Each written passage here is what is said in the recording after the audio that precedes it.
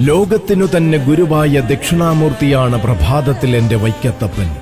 പാശുപതാസ്ത്രം പ്രാർത്ഥന നൽകിയ കിരാതമൂർത്തിയാണ് ഉച്ചപൂജയിൽ ഭഗവാൻ. പാർവതി സമേതനായ സാംബസദാശിവനായി സായം സന്ധ്യയിൽ ദർശനം നൽകുന്നതും ഭക്തവത്സലനായ തിരുവൈക്കത്തപ്പനാണ്.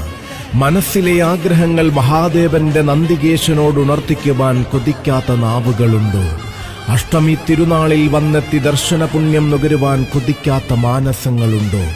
മുട്ടസ് വയ്ക്കുന്ന പ്രാതൽ ഭുജിക്കുവാനും മുറ്റത്തെ ആ ചരൽപ്പരപ്പിൽ വന്നിരിക്കുവാനും ഒരിക്കലെങ്കിലും കൊതിക്കാത്തവരുണ്ടോ?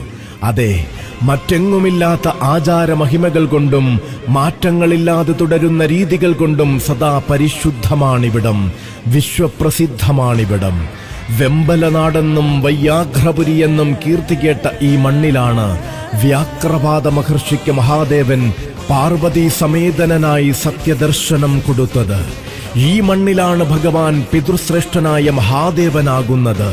ഇവിടെയാണ് ആ കൂടിപ്പൂജയുടെ പുണ്യമുള്ളത്.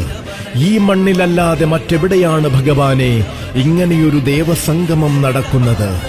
ഈ മണ്ണിലിരുന്ന് ഞാൻ ജപിക്കുന്ന നമഃശിവായ നീ കൈക്കൊള്ളണമേ എന്റെ പെരും തൃക്കോവിലപ്പ, എന്റെ തിരുവൈക്കത്തപ്പ.